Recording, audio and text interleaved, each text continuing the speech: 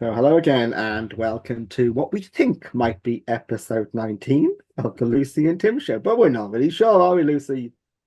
No, I just asked Lucy what episode it was because I had no idea. She said it might be number 19, so it's number 19, It might which be, means next time it'll be number 20. possibly, yeah. Well, it's been a while since I wrote the blurb and it went up on YouTube and I don't watch my own YouTube channel. I just don't. I mean, I have the pleasure of recording it, so why would I? I have to watch it back for the editing, so I don't want to watch it again, do I? Oh, you actually watch the whole I have recording? to watch it Oh, back, Tim, no. because sometimes we have to be careful about the things we say and do, and we might have to kind of edit bits out, but we don't really tend to edit bits out. Well, okay. Well, I've never watched anything other about 3 seconds of what we've recorded. And Well, that's only by accident. And that's only when it auto plays when I upload it to someone's Facebook group or something. But like you say, we know what we say, don't we? yeah, so you get to watch the bit of the intro where it's just a pair of hands clapping. Now I see that bit, and then sometimes it starts and I start to hear me. Is I that the tell you what point where you log? I'm like, no, I, no, I tell you what I did see the other day though, and it was weird. I saw the avatar version of me, which looks like me, as it's a person saying words in my voice that I'm not saying. okay, so is that on like an AI video generator It is thing? an AI video generator and it sounds a little bit like me, except it sounds like a more refined version of me. And people I've showed it to says it is weird. So it's been binned and we're going to make the product with the real me instead. Yeah, yeah, yeah. I mean, we're Yes. going to have so much AI stuff coming down the tracks Yeah. that So we're going to have to kind of just get on board and go with it. yeah. And embrace it. I've been building my Uh, chat GTP has become my new best friend the last couple of weeks. uh, I've been educating it or you have to educate it. too. But it's like many things. If you put rubbish in one end, you just get pretty rubbish out of the other. This is true. And you have to build a relationship with it. So I've started to speak to it how I would speak, and it's learning how I speak. And do you remember to be polite to it? Oh, yeah, yeah. And I say please and thank you. But if it Your gets it best friend. wrong, I tell it it's got it wrong. Is it offended? No, it apologizes. I just go, that's a load of rubbish. And it apologizes and does it again. That's so funny. It's a bit like Siri. I mean, if you tried offending Siri or Oh, yeah. I've had great Alexa. amusement with that Uh, at some point. uh. So, um, this episode is about, well, I confused Lucy when I suggested this episode, Didn't didn't I? take much, love. It doesn't take much. No, I was going to say that, but I thought I better not. Um, It's fine. I I can thought, say it. And I really wouldn't be bothered if you said it to me, though. okay. So I'm going to say what I called it on the basis I've forgotten what you called it. And even though you told me 4 minutes ago. So I said, let's do the ABC of leadership. At which point Lucy thought antecedent, behavior, consequences. What's that got to do with leadership? I said, no. So what was your title again now? So, She has to look at her notes now. well, I actually didn't do that. I said to you specifically in relationship to staff or those supported. You did. I did. Because if you actually stick into old Google, now it'd be interesting to ask ChatGTP what ABC of leadership come back with. There are numerous models There that are, relate to but ABC. but not the one we're going to discuss. No, no, this is Tim's model.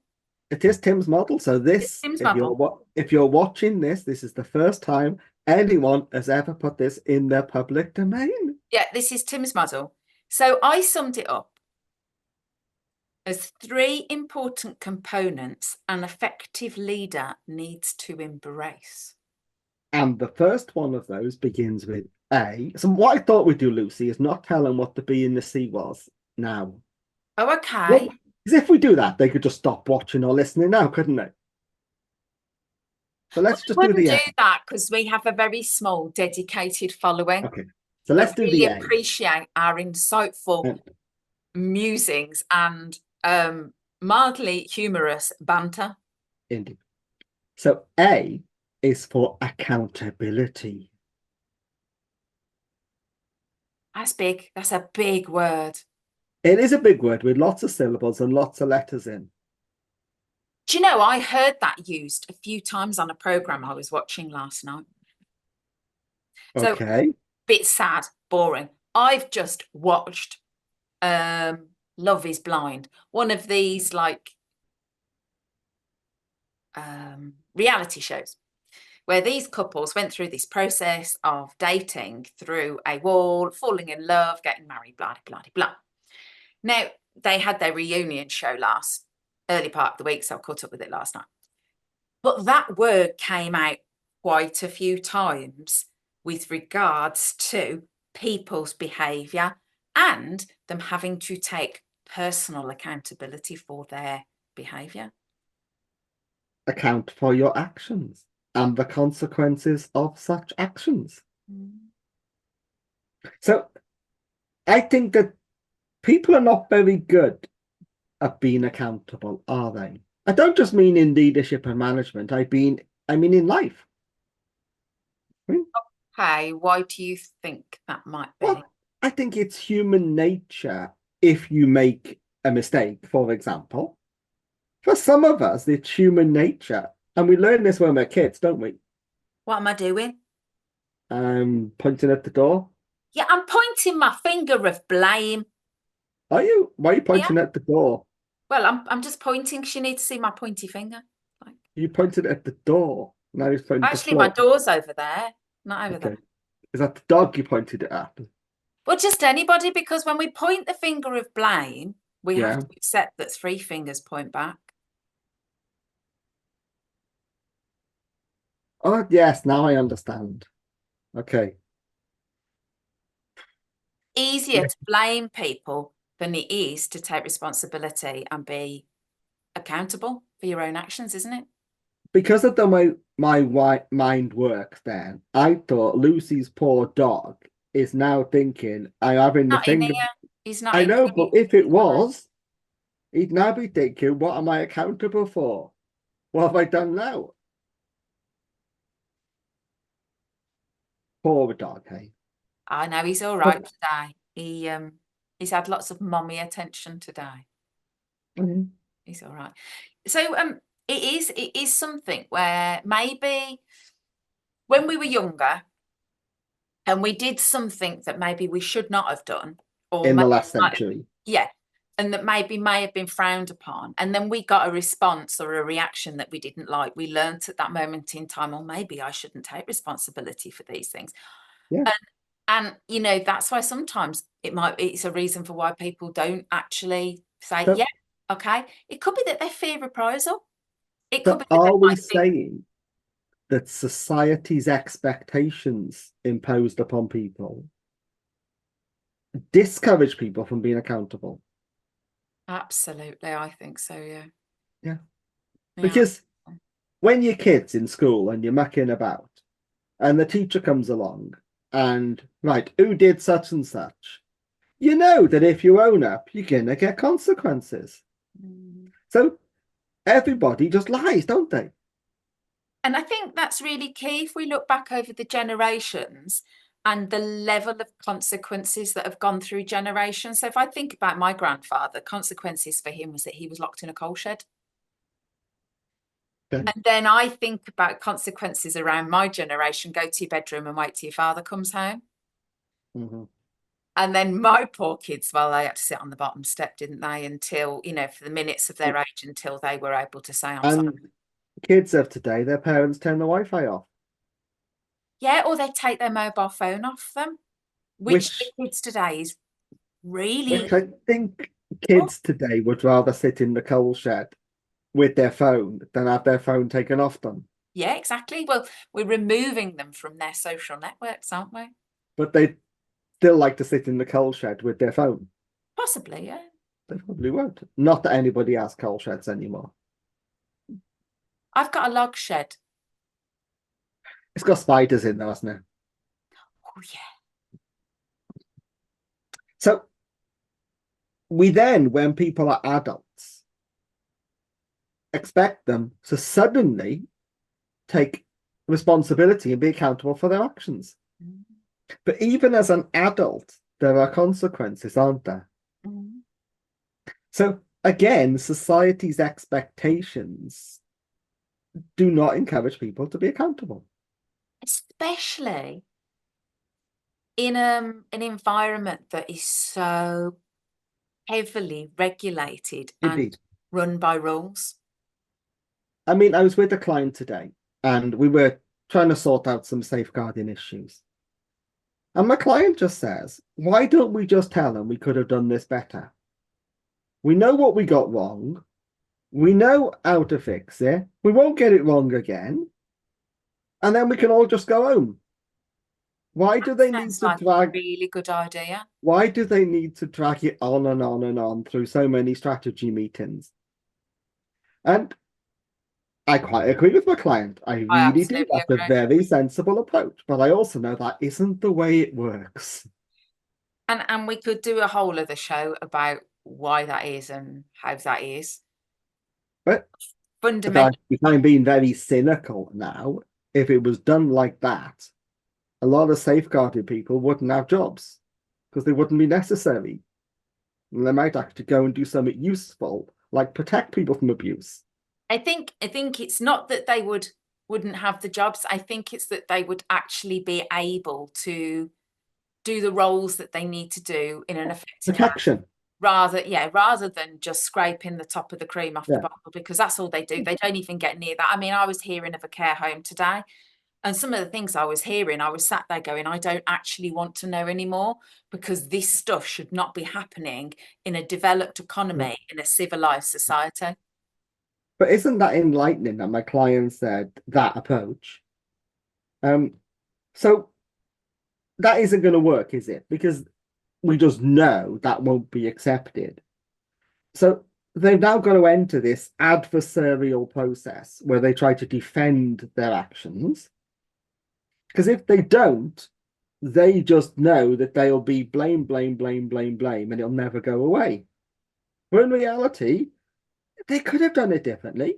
They made a decision at the time. It was the wrong decision. They recognize that now. They've changed a few processes. They've educated a few staff. Nobody got harmed at all. There was a risk of harm, but nobody got harmed. But isn't that an enlightened approach? So we could go off in a whole other tangent, Tim, We here. could. And I think if we look at bigger picture, really bigger picture here, as a society and as a world to a whole, we have learnt that we have to follow the rules and do as we're told. Very true. Because if you don't, there are significant consequences. And Now, the recent riots have reinforced that in society, haven't they? to a degree, because we're then seeing a whole other level of people wanting free speech and putting stuff out on social media that maybe they should or they shouldn't do, maybe Yes. temper it. But we're now seeing a whole other level of Consequence. consequences for people at different positions who Yeah. potentially manage those systems or don't. I mean, I've become a little concerned of late about some of the things that people post on social media. Not that they are illegal or wrong, but I'm worried that people are, and I posted actually today about that, are people damaging their own brand by some of the things they say and the way they say it? Well, we know that's the case. And we know that happens a lot. Say, for example, on some social media, some people post stuff, send direct messages that are inappropriate, and then you can be held accountable because, hang on a minute, a lot of you have got your employer's details on there. But I think a lot of people don't think before they press send. A lot of people don't think of consequences. So we spend our lives on a wheel that has been there to generate an outcome, which is money. True. Okay. Because without that, you don't survive. This thing has been made and made bigger and bigger. Make more money, work more hours, do more things, follow more rules. Hmm. And then we're now starting to see people going, well, that doesn't work. Well, why do I need to do it like that? We saw this in the pandemic, people refusing to follow the rules. If we went through the pandemic again over the next few years, I can guarantee you would not have people following the rules because You people would, you changed their wouldn't, values. because the people that were in power didn't follow the rules, and they're giving everybody permission not to follow the rules. And we have seen over the last few weeks where people have gone, I'm not following the rules, and we're going to see it again. Which brings me on to the B in our ABC, which is behavior. What a lovely segue. How did you do that? That was totally unscripted, by the way, wasn't it? Well, do you know why I did that? Why did you do that? Because you knew it was coming. As an NLP trainer, I am very good at chunking up, chunking down, and laterally chunking. This is Lucy doing her Keir Starmer bit now. Did No, you know that Lucy's an I NLP cannot trainer? even believe that you have put my name and that gentleman's name in the same sentence. I succeeded. You did. You I absolutely did. But I absolutely don't think he does anything NLP at all. But he does repeat certain phrases. Possibly. And I think there's something behind certain stages that are being set and there's intention. I mean, we saw this in the pandemic. We did see it, the rule of three, confusing language, all of that sort of stuff. Yes. There's reasons for why it happens. But no, that's not what I was really talking about. The kind of chunking up is being able to go more bigger picture. Chunking down is going more detail, and laterally chunking is to be able to kind of segue and connect it to something else that's related to it, which is how we came about the behavior. I have no idea what you were talking about then, but it sounded awfully good. It is. But there we go. Good. It's awfully good, isn't it? It is. So I have a very simple theory about behavior. Okay. And that is people's behavior is driven by feelings. That's interesting. That's it. That's it. Behavior is driven by the way we feel. Lots of things influence the way that we feel. Lots of things influence the things that influence the way we feel. But ultimately, if you want to change people's behavior, you need to look at their feelings that drive that behavior. That's interesting. I would suggest that the behavior comes from the way the person's operating system, for want of a better word, filters, deletes, distorts, and generalizes external information based on their model of the world, their experiences, their constructs, their cultures, the things that they're taught, right?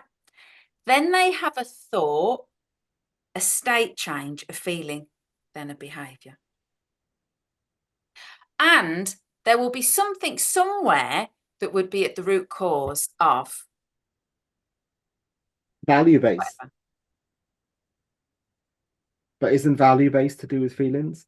So values are, I would suggest, part of that person's model of the world. Which informs your feelings, and your feelings Yeah, drive your you've behavior. got thoughts. Yeah. And your state and your feelings. Yeah, but feelings can be for behavior. Yeah, absolutely. So fundamentally, I believe for a lot of people, not necessarily all, but from my knowledge and experience and training, is that people are not their behaviors. People are not their behaviors. Now He's that's an made angry man. okay, so that's made me think of something slightly different now. Oh, okay. And do you think that people's personality chooses their occupation? Or does their occupation influence their personality? It can be both.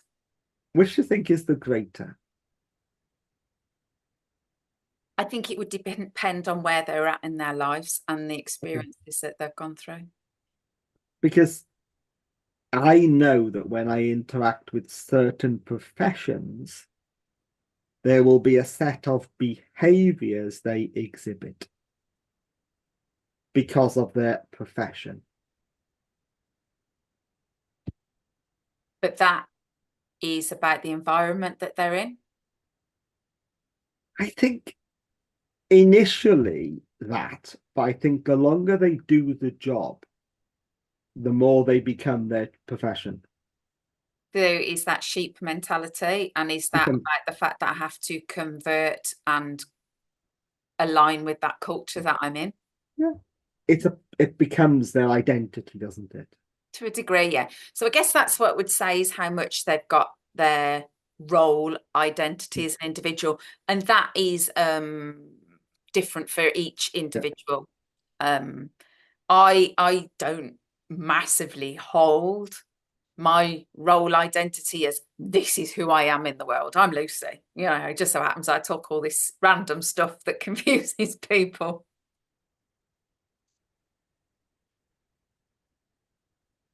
Yeah. But behavior is what people see. It is. Behavior is how people judge us. And judging is a values thing as well. Yeah. And our behavior affects others' behavior. And if we want to, in a team environment, in a leadership environment, if we want to influence the behavior of our team, We we need to need to control think us. firstly and be in control of your own. Yeah. Controlled you, you'll And, influence those around you. It's and simple. one of the hardest things ever to control is your own emotional state. It is. Which is why one of the best things you can do is to change the way you think and what is in your head and how you navigate the world. That may be one of the best things to do, but it's probably one of the hardest things to do because Yeah. quite a lot of people like the way they think. Well, some people's behavior serves them. Yes. Some people's behavior, they don't know it's wrong. And it depending on where Yeah. they come from, it might be that that's a behavior that they need, keeps them safe, it survives, you know, it's learned, whatever. But also a lot of people think, and I think the world that we live in, they think that doing the work, the change work is hard because a lot of the systems that we've got that are set up to do change work, they are hard systems, you know, constantly talking about your problems all the time. Well, you won't find me doing that because that's exhausting. And I'd be bored of my own voice. And you've done it again, haven't you? Because you've I have. And that was seriously like luck. amazing. Because she said constantly talking about, and she brings us on to our C, which is communication. Nation. The thing that appears to be so simple, yet is so bafflingly complicated, isn't it? Yeah, it is. Um, I mean, listeners and viewers of the Lucy and Tim show might have noticed that Lucy and I occasionally speak at the same time. Now, we can actually see each other when we record this. So you might think, well, surely they would realize the other one has stopped speaking. We might have stopped speaking, but we've only stopped to think.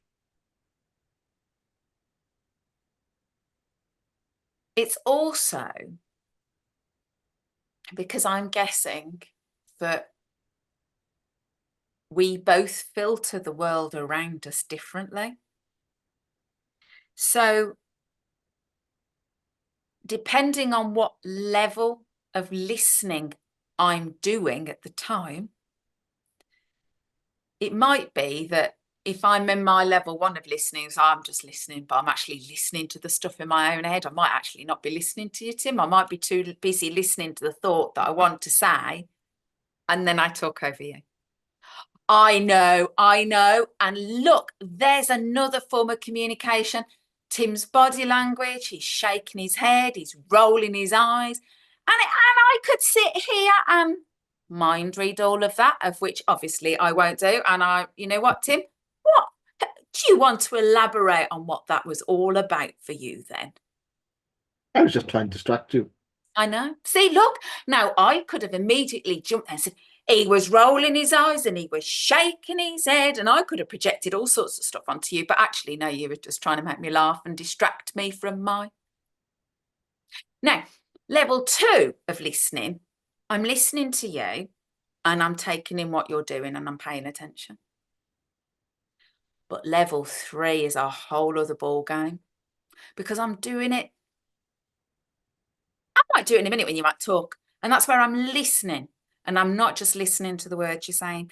I'm listening to the tone. I'm listening to the pitch. I'm using to the specific words that you choose. I'm listening to your facial expressions. I'm watching you tap your foot on the floor. I've noticed this. I'm tuning in to the stuff that's not said.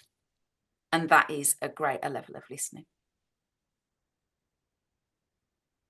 Let me tell you about my level 1 listening then.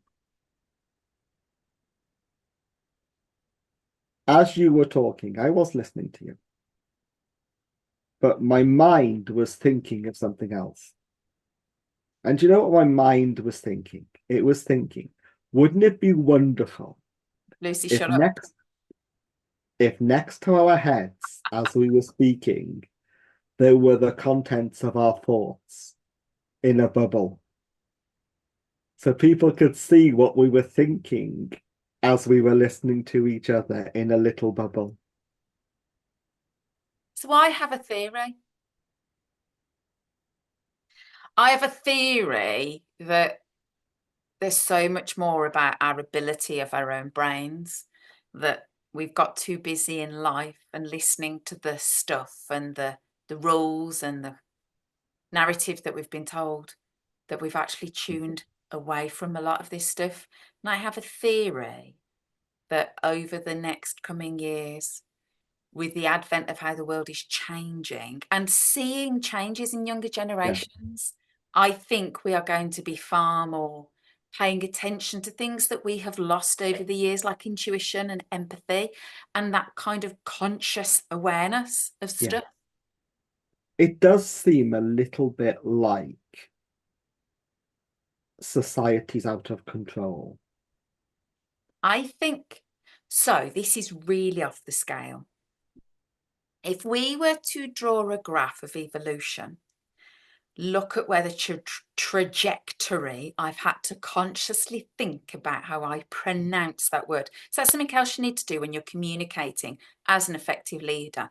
You need to be conscious of the language and the words that you choose, rather than just letting your mouth run away with you. I mean, you need to learn how to speak.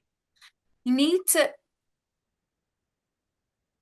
think about what you want to say before you say it. That's boring.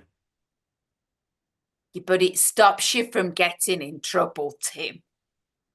Too often. So if you look at evolution on a graph, it is super speeding up. Okay. And it's going to get the vertical soon. And there's that point where it's either going to be we have to upgrade and change and our brains do more and we access more, or the graph implodes. I think we are going to massively increase our awareness as individuals. There is a theory, isn't there, that the human race evolved to this level before? Yeah, I think there's all sorts of theories. Yeah. And I remember going back nearly 50 years reading a book about that very thing. And this was a book that basically said the human race evolved to this sophisticated level, more advanced than it was 50 years ago. And then it all just exploded and reset. And we went back to being cave people again. But then again, quite a few people want to be cave people, don't they? That's a values thing. So I mentioned about following the rules, do as you're told. And then when we go through periods of trauma, we Yeah. can change our values. So we can default on our values. And we've just seen that. And I've been talking about this for years since the pandemic. It's why we saw a lot of people walking away from work and going, I'm not having none of that. Can't do that. Get me away. It's why we've seen an increase in knife crime. It's why we've seen the rioting. I would suggest it's going to get to a degree worse. Or what we're seeing on the other hand is people evolving their values and actually just wanting to live an off-grid life, wanting to sit around the campfire, they just want to protest peacefully and love everybody. And then you've got people who've upgraded their values and who've just gone and set up their own business and become entrepreneurs. And then you've got people who've upgraded their thinking and can see all different aspects and see what's happening and kind of hold space for everybody at lots of different levels. And I think that's where we're going as a society. I think that a lot more people will evolve their thinking. And it's what I'm seeing playing out on things like social media. And do you think that's going to make them better leaders and managers? I think if we can learn how to be accountable for ourselves as individuals, how to tune into the behavior that we have, and when if it's off kilter, we can do something about that, take that responsibility, and where we can realize the power that we have with the communication, the words that we choose specifically. I think that is going to be really powerful. And one of the ways I can say this is one of the things I actively do is allow silence, not necessarily on these calls. Because when I am quiet and the person that is with me, so I am taking accountability, responsibility for my behavior, I'm choosing to be quiet, I'm not communicating, I'm allowing the other person's brain the opportunity to develop the insight and the new neural connection. And then it's light bulb moment. So how impactful is that? On that topic today, I did say to my client, shut up and go away. Because my client had asked me to do something. And as I was trying to concentrate on doing it, she persisted in speaking to me. So I communicated. Probably, well, it's in a very effective way, because that's exactly what she did. It probably wasn't in the most polite way, was it? Well, it would depend on her as a person and your relationship and the rapport you've got. We have, You we could say have, to me, shut up and go away. And I'd go, well, I didn't want to talk to you anyway. but it just goes to show that by filling my brain with other information, she was stopping me doing the thing that she desperately needed me to do. It's like, I mean, what I was actually doing was reviewing somebody's care plan and checking it for inconsistencies and errors and stuff, of which there were many, as it happens. But it's difficult to concentrate on one bit of a care plan, remember it, then go to the risk assessment and correlate a piece of information while somebody's asking you something totally unrelated. And I kept stopping, answering, thinking she'd finished, get back to my care plan review, and in the end, I must admit my frustration got the better of me. So I learned many years ago with my son to give him one instruction at a time, to be able to teach him how to do a sequence of events. And I think it's really important that we understand one another more and how we communicate, because communication lands in the way that the person that listens to it interpretates it. Yeah, quite right. Quite right. It's not what you say, it's the way they hear it. And I'm not sure if anybody missed it, but you beautifully summed up our ABC a few minutes ago, didn't you? I did, but please don't ask me to repeat it because I can't remember what I said. They'll have to rewind the video. But it was really good, wasn't it? Well, sometimes that can be quite I insightful. know. You know, And then you were so shocked that it was good. You have to go and explain something else. well, see, sometimes I have no clue about what comes out of my mouth when I'm insightful. It's like when I write an insightful post on like LinkedIn, I'm like, where did that come from?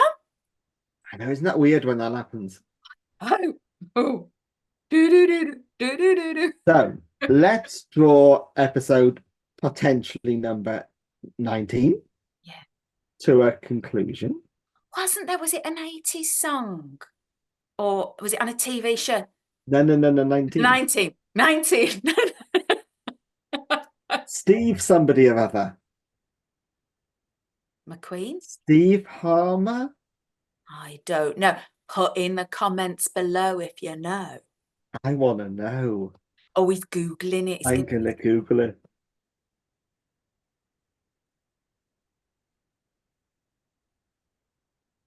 I was wrong.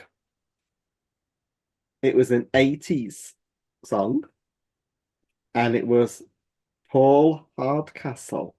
Oh, yeah. You were I close. had the H bit, didn't I? Indeed. Yeah. And it was in a TV series, wasn't it?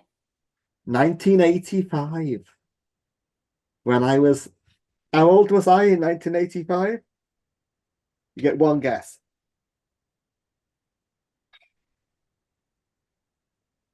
20, 21, 19. 19. Oh, my goodness me. That's hilarious. Yes, I was 19 in, well, not in all of 1985. I was 19 after the 22nd of August in 1985. Belated happy birthday. Yes, I'm a year older than I was when we last You recorded this. weren't. You're actually a second older. Okay. So, Right. did you have a nice birthday though before you go? Because it would be really rude and dismissive of me to completely Yes, ignore. because my mum and dad were staying with me, and it was the first time they'd been with me on my birthday since I was probably 19. Oh, did you get a cake? No, because I'm on diet, because I had pre-diabetes last October. Yeah, but you So I haven't can't got do it. pre-diabetes anymore, so you can have And I cake. don't do cake. It's not worth the calories. Oh, okay. So you need a calorie-free cake then. No, I'd just rather have a beer instead. However, I have discovered very nice alcohol-free beer. But as we don't do selling on the Lucy and Tim show, we will not say the name. No. But let's move on. Let's move on. So we're not far off the Lucy and Tim. Put my teeth back in the Lucy and Tim show at the care show at the NEC. And we've actually got a show between them, and that's really exciting because we've got a lovely lady joining us, who's the other half of the lovely Lucy's, which is a bit of a joke, and we're going to talk. I think perimenopause, menopause, and I'm sure that we'll probably put in some kind of grief stuff in there and trauma-y stuff. So it's going to be a really good episode, I think. And I'm going to ask loads of really silly questions about menopause. Usual then. No different than usual. I'm probably going to ask lots of embarrassing questions for Oh me. no, I'm not embarrassed, and Lucy won't be embarrassed. No, We're ready to talk about it. I will get embarrassed because Oh, I you'll already be know embarrassed. this, but I'm hoping I'm going to learn an awful lot. And I'm hoping that on behalf of Malekind, that I take one for the team by asking all of these silly questions so men can have a greater awareness of perimenopause and menopause. So I am going to put myself out there, guys, and I'm going to ask lots of really silly stuff, and I'm going to be corrected by Lucy and Lucy. Do you know what? It's an interesting one, isn't you say about men? Because my journey, and yeah, we've talked about my hot flushes and stuff. Actually, the two most supportive people through the challenges has been my son and my dad. Okay. And that has meant the world to me as a woman. That's an exception. And there's a book that's just recently come out called, I think it's called The Men's Guide to Menopause. Okay. But they don't need that book, do they? Because all they've got to do is tune into episode 20. Yeah, that'd be fine. It'd be all right. Yeah, be all sorted. So we will draw this episode to a close. As always, like, subscribe if you feel like it. We're not really that bothered. We hope you liked listening to, watching. And if you are going to the NEC on the 10th of October, please come and check us out. Don't go to that other crowd. No, not to the other CQC. one, because that's just no Don't point go going and listen there. to CQC. No. Nobody wants to listen to what they're going to say because they haven't got a clue what they're doing, and they won't have a clue by the 10th of October. So come and listen to us talk about well-being. Yeah. Because And you know what? well-being, You can ask us questions. and the CQC blokey, he's just going to say loads of rubbishy stuff about we know we got it wrong and we're going to make it better and it requires improvement. Why don't listen to that, do you? So come and listen to Lucy and Tim live. And if you don't come and listen, we'll just come and grab you anyhow with the roving microphones. Yeah. Do you know, I kind of wonder whether actual people would be really bored of going and listening to it. We shall see. We will see. Okay. Stop the recording.